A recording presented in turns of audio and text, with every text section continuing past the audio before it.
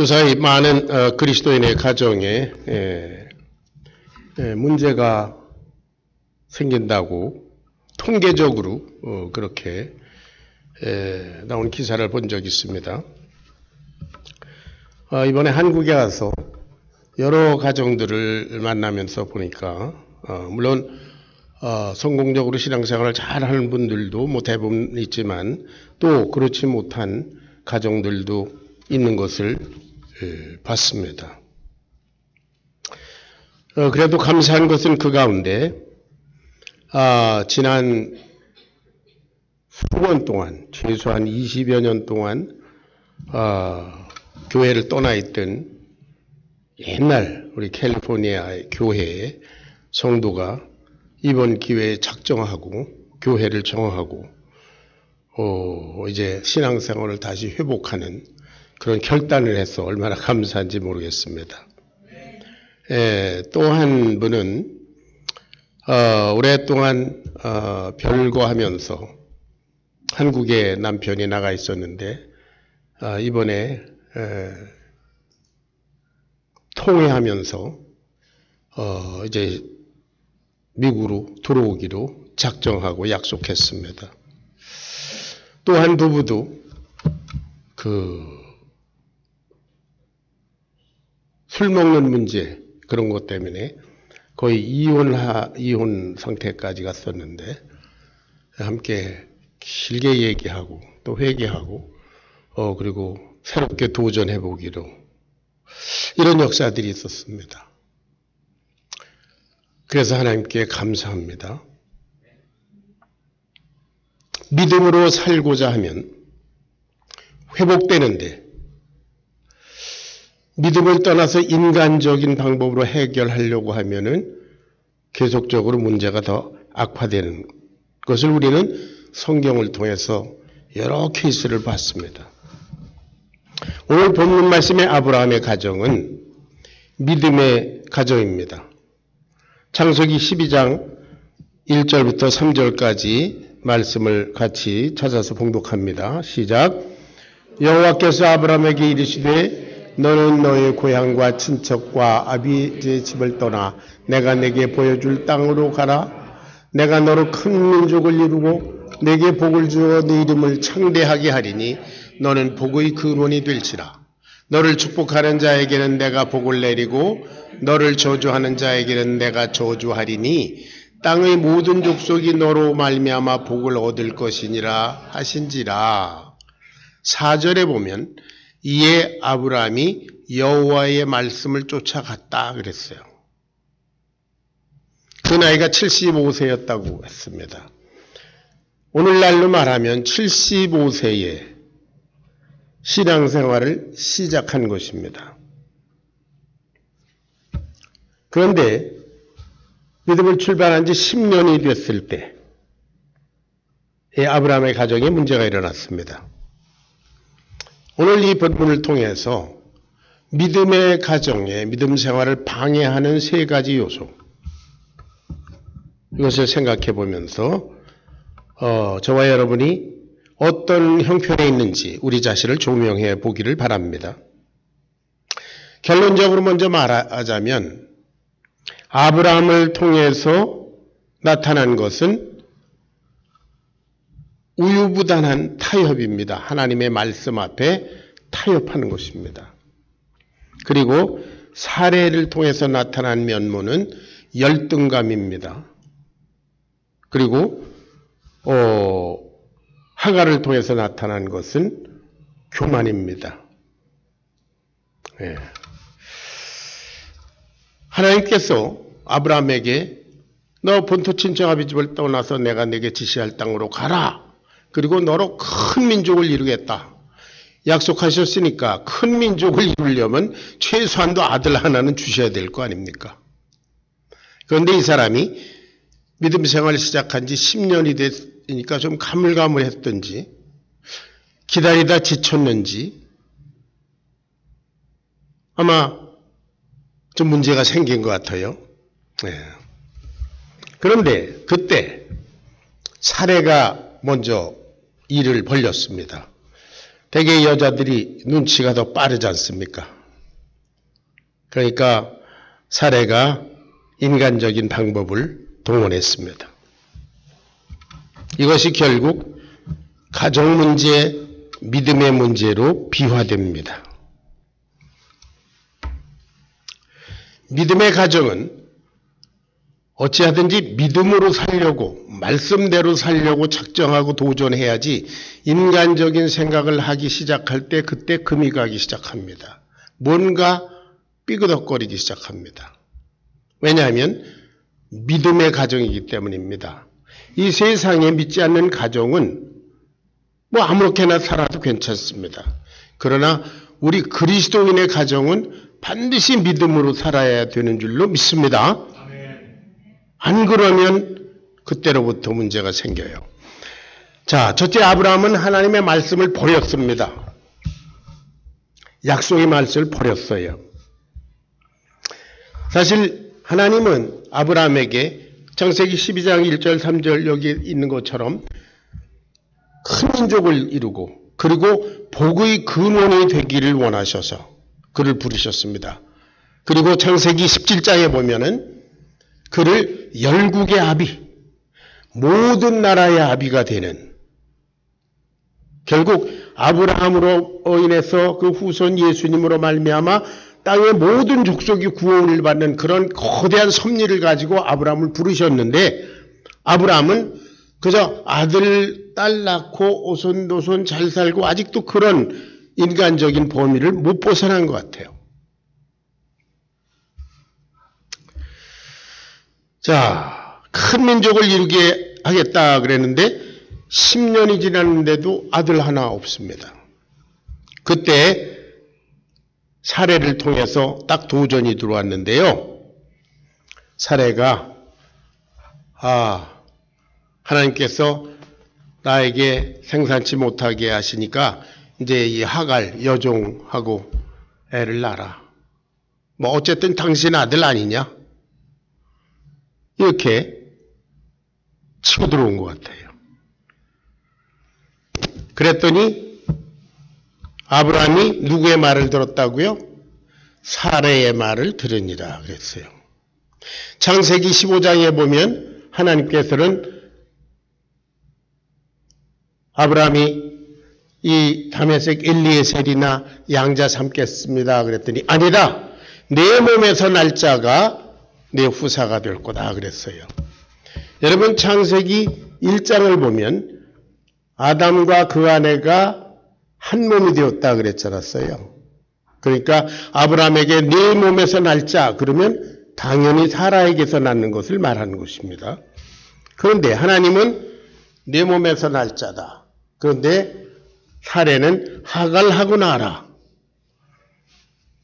하나님의 말씀과 사람의 말, 부인의 말, 거기에서 아내의 말을 들었다. 하나님의 말씀을 버렸습니다. 하나님의 말씀을, 아내의 말을 듣느라고 하나님의 말씀을 버린 사람이 또 있잖아요. 아주 유명한 사람. 누구예요? 창세기 3장 17절을 보십시다.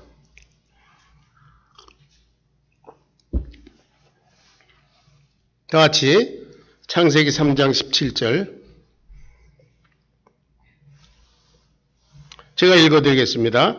아담에게 이르시되 내가 내 아내의 말을 듣고 내가 너더러 먹지 말라 한 나무의 실과를 먹었은즉 땅은 너로 인하여 저주를 받고 너는 종신토록 수고하여야 그 소산을 먹으리다 그랬어요. 아담에게 너 내 아내의 말을 듣고 내가 너더러 먹지 말라 한 나무의 실과를 먹었지 않냐? 너 이제 저주받는다. 그죠? 하나님의 말씀과 먹지 말라 하는 하나님의 말씀과 여보 당신 먹어라 먹어도 된다 하는 아내의 말 중에서 하나님의 말씀을 버렸다는 거죠. 그게 아담의 문제였었습니다. 솔로몬도 아내의 첩들의 말을 들어서 망쳐진 사람입니다. 아합도 아내의 이세벨 얘기를 듣다가 아주 가장 악한 왕이 된 사람이죠. 그러나 욥은 반대의 경우입니다. 욥은 아내가 차라리 하나님을 존중하고 죽어라. 그런데도 그럴 수 없다. 그래서 결국은 믿음으로 승리한 줄로 믿습니다. 예. 아내의 말을 들었어요. 여러분, 인간끼리는 서로 불완전하기 때문에 타협할 수밖에 없고 해야 됩니다. 저와 여러분, 모든 인간 중에 완벽하고 완전한 존재가 없기 때문에 서로 다른 의견이 있으면 타협해야 됩니다. 그러나 하나님은 절대적인 분이시기 때문에 하나님의 말씀과 상대적인 인간의 말은 타협이 불가합니다. 아멘? 하나님의 말씀은 절대적입니다. 그러니까 타협을 해서는 안 돼요. 그런데 이 사람이 우유부단하게 타협했어요. 그 결과는 뭐예요? 하나님 말씀 버린 것입니다. 그런데 사람들은 아브라함만 그런 것이 아니라 대개 이와 비슷합니다. 사람들은 교회 안에서 서로 문제가 생기면 타협하거나 조정하지 않고 끝까지 싸우지요. 자기 생각을 절대적으로 서로 고집하지요. 그래서 끝까지 교회가 찢어지고 깨질 때까지 가지요.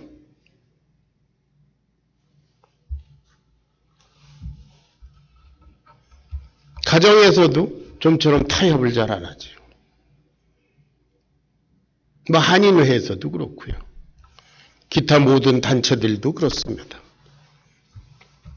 끝까지 불완전한 인간끼리 타협하지 않습니다. 그런데 정말 아이러니컬하게도 하나님의 말씀에 대해서는 전혀 꺼리낌 없이 타협합니다.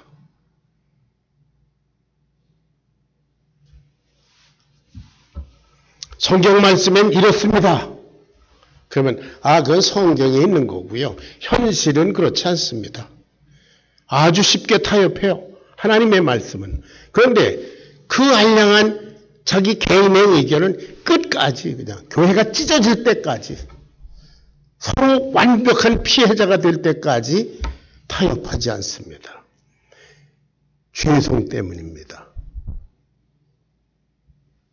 여러분, 하나님의 말씀은 절대적으로 순종해야 되는 줄도 믿습니다. 사람의 말들은 반드시 타협해야 되는 줄로 믿습니다. 아멘? 왜? 저와 여러분의 생각이 다 불완전해요. 목사의 생각은 주의 종이니까 완전한 게 아닐까요? 불완전합니다.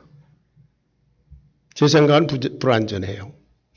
여러분의 생각도 불완전합니다. 불완전한 인간끼리 말을 나눌 때는 어때요? 타협해야 합니다. 컴프로마이즈. 하나님의 말씀은 절대적으로 순종해야 되는 줄로 믿습니다. 아멘. 예. 성경에는 그렇지만 현실은 그렇지 않습니다. 그런 얘기 우리 교회에서는 나오지 않기를 주의 이름으로 부탁합니다. 두 번째 사례는 하나님을 바라보지 않고 열등감에 빠졌습니다. 열등의식. 창세기 17장 16절을 읽어보겠습니다. 다 같이 시작. 내가 그에게 복을 주어 그가 내게 아들을 낳아주게 하며 내가 그에게 복을 주어 그를 여러 민족의 어머니가 되게 하리니 민족의 여러 왕이 그에게서 나리라. 하나님은 사례에게 이런 열국의 어미라고 하는 그 거대한 뜻을 두고 계셨습니다. 그런데 여자가 아기를 못 낳으니까 어떻게 돼요? 열등의식에 빠지기 시작했습니다. 자기의 열등한 점, 연약한 점, 부족한 것을 보기 시작하면 어때요? 그것에만 집착하게 되면 열등감에 빠지게 마련입니다. 그래서 자기의 열등의식을 해결하려고 한 것이 뭐예요? 하갈, 자기 여종, 하갈. 당시의 여종은 말이죠. 가축과 같습니다. 그래서 너 우리 남편 남편하고 동침해서 애 낳아라. 그러면 뭐 거절 못하고, 뭐 가축 이렇게 접붙이듯이 가축이 하나의 사고팔고 그랬던 시대 아닙니까? 인간적인 방법을 동원했습니다. 아브라함의 자식이면 되지 뭐. 하갈하고 낳든 나하고 낳든 편법을 동원했습니다. 인간적인 방법입니다. 예. 여러분, 이런 열등의식으로 인한 그런 일들은 결국은 실패하게 마련이고요. 그리고 그 열등감을 더욱 악화시키게 마련입니다. 사람이 열등감에 빠진 것은 자기의 부족한 면을 보기 때문인데요. 자기 부족한 면을 보면 볼수록 어떻습니까? 점점 비참해집니다. 저와 여러분은 다 부족한 면이 어느 구석인가 뭐 한두 군데는 다 있습니다. 우리가 거기만 계속 들여다보면 어떻게 될까요? 점점 비참해지고 들여다본다고 해결되는 게 아니지 않습니까? 열등감에 빠지게 마련입니다. 사례는 무엇보다도 자기와 자기 남편을 부르신 하나님을 바라보면서 거기서 길을 찾았어야 합니다. 그런데 열등감에 빠졌습니다. 그 결과 어떻게 됐어요? 가축과도 같은 여종 하갈과 서로 투기하는 하갈의 자리, 여종의 자리까지 낮아졌습니다. 스스로 그렇게 됐어요.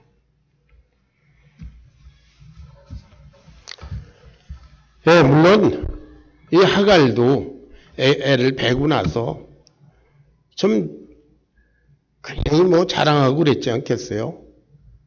괜히 사람만 보면 배를 내밀고 다니고 뭐 이랬을 거 아니겠어요? 그러니까 그건 눈 뜨고 못 봤을 거예요. 보나마나. 예. 그런 인간적인 문제가 있긴 하지만 그래도 이게 하나님께서 열국에 옵니다. 너는 그런 우대한 섭리를 가지고 계신 그런 사람인데 하나님을 바라보면 거기에 길이 된대. 아멘? 그런데 자기 열등한 배를 들여다보면서 내 배야 내 배야. 그러니까 점점 낮아져서 여종과 같은 자리에 앉게 됐습니다. 가인이라고 하는 사람은 어떻습니까? 동생 아벨과 함께 제사 드렸다가 그 비교되는 거. 거기서 열등의식을 느낀 나머지 어떻게 됐어요? 동생을 쳐 죽이고 말았습니다. 사울 왕은 어떻습니까? 그는 왕입니다. 목동에 불과하고 자기의 저 밑에 있는 신하에 불과한 다윗하고 경쟁하다가 결국 비참한 최후를 맞았습니다. 여러분, 우리들도 우리의 열등한 부분을 보고 우리 가정의 열등한 부분을 보고 또 우리 교회의 열등한 부분, 모자른 부분을 집착하다 보면 우리도 사례와 같이 되고 사울과 같이 되고 가인과 같이 비참해질 수 있습니다. 열등감은 우리를 포기하게 만듭니다. 하나님은 사례에게 엄청난 뜻을 두고 계셨던 것처럼 저와 여러분을 위해서 하나님은 당신의 외아들 예수 그리스도를 통째로 내어주신 줄로 믿습니다. 그리고 멸망 가운데서 우리를 건져내시고 우리를 사셨습니다.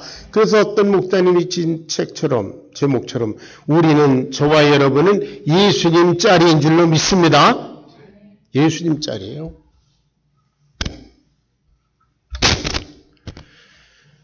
자, 창세기 1장 31절에 보면 하나님께서 처음 천지우주 만물을 창조해 놓으시고 사람을 통해서 그 모든 것을 보시니 어떻다고요? 심히 좋았다 그랬어요. 이것이 하나님께서 천지우주 만물과 저와 여러분 모든 인생들을 바라보신 하나님의 관점입니다. 누가 뭐래든지 하나님은 나를 심히 기뻐하시는 줄로 믿습니다. 여러분 한 분 한 분을 심히 기뻐하십니다. 그게 하나님의 관점이에요. 그래서 우리는 마음이 클컬하고 뭔가 내가 열등의식을 느낄 그런 때가 오면 위로 눈을 들어서 여호와 하나님을 바라봐야 하는 줄로 믿습니다. 거기에 소망이 있어요. 아, 하나님이 나를 인정하시지. 이스라엘 백성들이 주위의 강대국들에 둘러싸여서 마음이 쫄아가지고 우리가 이러다 뭐 일 당하는 거 아닌가 그럴 때에 그런 마음 가운데 있을 때 이사야서 43장 1절에서 하나님께서 하신 말씀이 있습니다. 너는 두려워 말라. 내가 너를 구속하였고 내가 너를 지명하여 불렀나니 너는 내 것이다. 아무도 너를 타치할 수 없다. 내가 너를 이름을 불러서 할렐루야. 저와 여러분을 머리카락까지 세신다고 그랬지 않았어요? 3개월을 미리 아시잖아요. 요한복음 1장에 보면 나다나엘이 오는 걸 보고 참 이스라엘 사람이로구나. 그 속에 간사한 것이 없구나. 나다나엘이 깜짝 놀랐어요. 저를 보신 적이 있습니까? 알지. 내가 빌립이 너를 부르기 전에 며칠 전에 저 무화과 나무 아래서 네가 뭔가 묵상하고 있을 때 그때부터 내가 알고 있었어.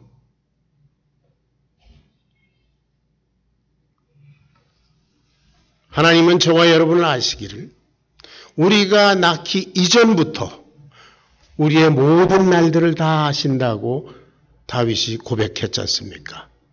그분은 우리를 속속들이 아십니다.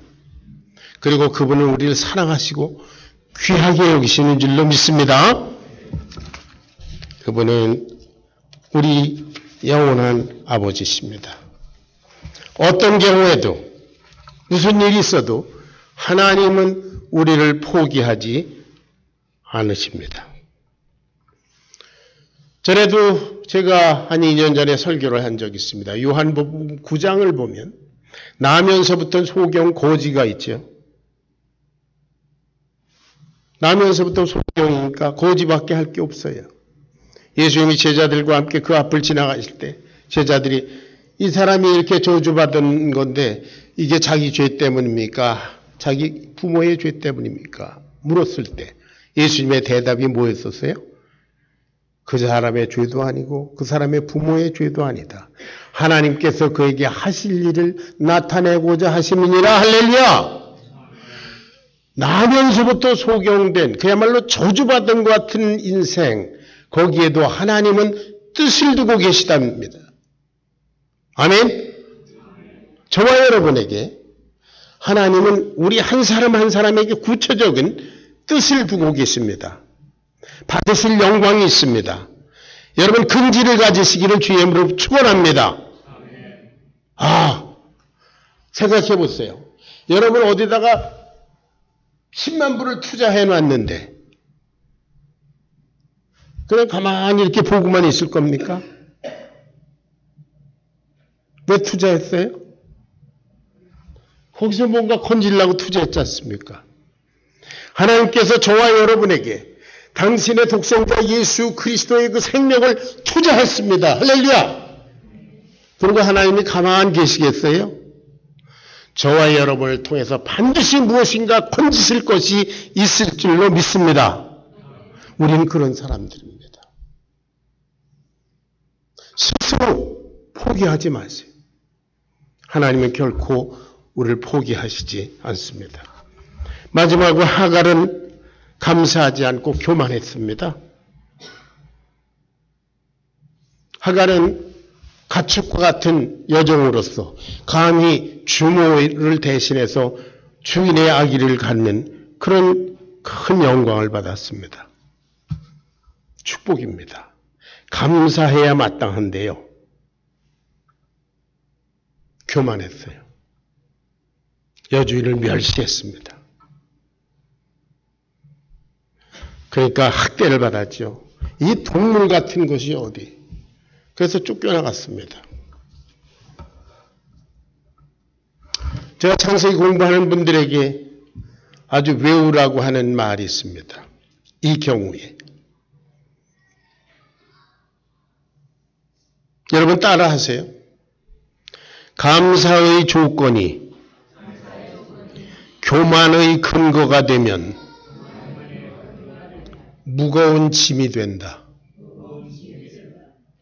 여러분 감사의 조건은 감사하면 더욱 풍성해집니다. 그런데 감사의 조건이 교만의 근거가 돼서 교만해지잖아요. 결국 무거운 짐으로 변합니다.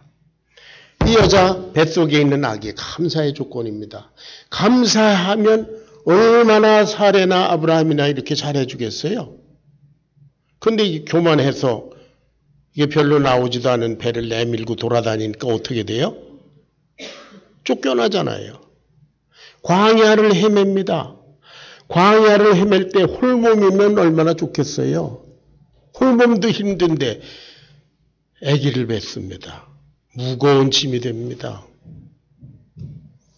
아무도 여자의 교만의 문제를 책임지는 사람이 없습니다.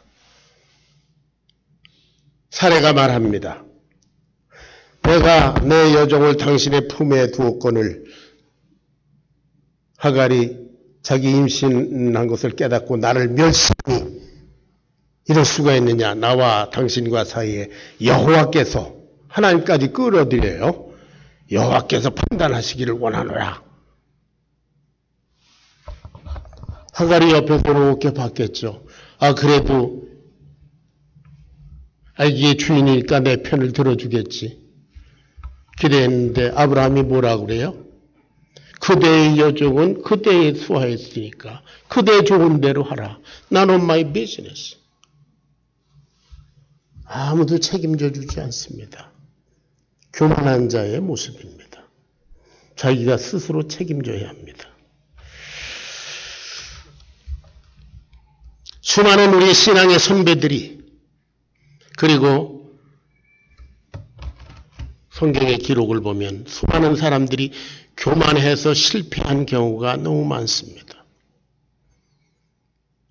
저 자신도 제 신앙의 필그리미지에서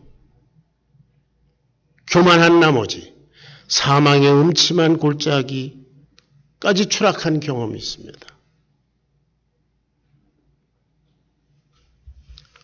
우리의 감사 조건들이 얼마나 많은가요? 그것에 대해서 구체적으로 감사하지 않으면 슬그머니 교만이 머리를 들게 마련입니다. 왜냐하면 하나님께 구체적으로 감사하지 않으면 어느새 그것이 참 당연한 듯이 여겨지기 때문이에요. 잠언 16장 18절 우리 암송 구절이었습니다. 다 같이 시작. 교만은 패망의 선봉이요 거만한 것은 넘어짐의 앞잡이니라. 타협이 아니라 결단. 아멘. 열등감이 아니라 하나님께서 주시는 자존감. 교만이 아니라 겸손. 우리들이 대개 이런 얘기를 합니다. 야, 우리가 낮아지자. 하나님 앞에서 낮아지자. 이런 얘기를 하는데 낮아질 필요 없습니다. 우린 이미 낮은 존재입니다. 하나님을 향해서 우린 이미 낮은 존재예요. 더 낮아질 것도 없어요. 낮은 바닥입니다. 그런데 그거를 깨닫지 못할 뿐이에요. 그걸 쉽게 우리말로 하면 지가 뭔 줄 아는 거지요. 자, 여러분, 우유부단한 타협, 열등감, 교만. 이 세 가지는 우리 신앙생활을 방해하는 결정적인 요소들인데요. 참 미안하게도 이 세 가지 요소는 저와 여러분 속에 다 공통적으로 가지고 있습니다. 이 사람은 뭐 교만하고 저 사람은 뭐 어떡하고 이게 아니라 하나님의 말씀을 두고 타협하는 그런 우유부단함이 내 속에 있고요. 교만이 내 속에 있고 또 열등감이 내 속에 있습니다. 그래서 시간과 환경을 따라서 우리는 한없이 교만해졌다가 다음 순간은 한없이 열등감에 빠졌다가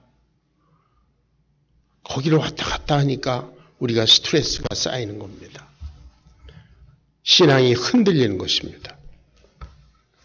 그러면 이 세 가지 부정적인 도전으로부터 우리가 어떻게 자유로운 삶을 살 수 있을까?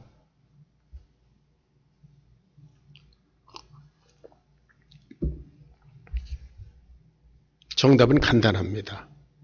우리 자신이 순간순간 말씀을 통해서 하나님과 동행하고 있다는 사실을 경험하는 것입니다. 그것을 영어로 말하면 walking with Jesus daily. 날마다 주님과 함께 있는 자신을 확인하는 것입니다. 그러면 하나님의 말씀을 버릴 수도 없고 열등감에 빠질 것도 없고 교만할 수도 없습니다. 주님이 여기 계신데 부활의 능력으로 저와 여러분 가운데 계신데 할렐루야. 우리가 어떻게 그 앞에서 주님 나는 하나님 말씀 버리겠습니다. 어떻게 하겠습니까? 우리 주님 앞에서 우리가 어떻게 열등감에 빠질 수 있습니까? 주님께서 나 같은 것을 위해서 목숨을 내어주셨지 않습니까? 할렐루야. 날마다 어떻게 주님 앞에서 우리가 교만할 수 있습니까? 우리가 교만하거나 우유부단하거나 또는 열등감에 빠진 것은 하나님의 존재, 성령님의 존재를 잊어버리기 때문입니다. 그래서 날마다 예배자의 자세로 주님 말씀 앞에 서 있어야 할 이유가 여기 있습니다.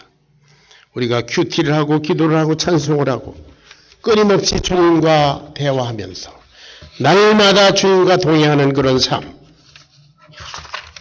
그를 통해서 우리는 이 세 가지 도전을 물리칠 수가 있습니다.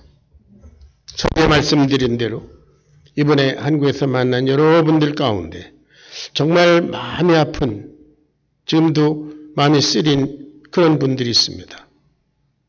무슨 이유로든지 교회 안 나간 지 오래되고 보니까 이제는 교회에 돌아갈 수도 없고 돌아가고 싶지도 않은 완전히 세상으로 가버린 아무런 감정이 없는 사람이 돼버리고 말았어요.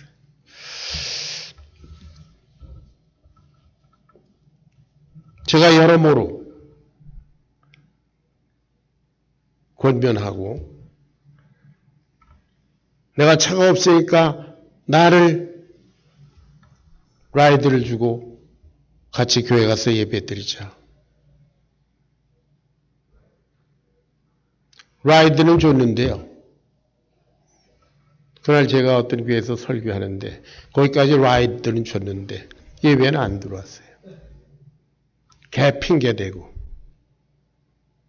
강아지가 또 차에 하나 있어가지고 마음이 아팠습니다. 저를 통해서 예수님을 믿은 분인데요. 자, 여러분, 그러므로 우리는 날마다 주님과 동행하면서 주님 나아가기까지 반복 훈련을 끊임없이 해야 됩니다. 말씀으로. 여러분, 운동선수들이 잠깐만 쉬어도 몸이 굳어져서 제대로 운동을 못한다고 하지 않습니까? 골프 선수들은 매일 2,000개 이상을 골프공을 때린다는 거 아니에요? 2,000개 한번 생각해 보세요. 운동선수들이 평균적으로 하루 8시간씩 운동에 매진한다고 합니다. 하루라도 빠지면 도태되는 거죠. 우리 영혼도 마찬가지입니다. 여러분, 주님의 말씀으로 날마다 주님과 동행하는 삶을 확인하시기를 주의 이름으로 축원합니다. 그리고 하나님께 날마다 순간마다 감사하는 것입니다. 하나님, 영원한 지옥 형벌로부터 나를 구원해 주신 것을 감사합니다. 오늘 이 시간에도 나를 예배자로 불러주신 것을 감사합니다. 나는 선택받은 자이므로 감사합니다. 우리의 배우자들과 우리의 자녀들로 인해서 감사드립니다.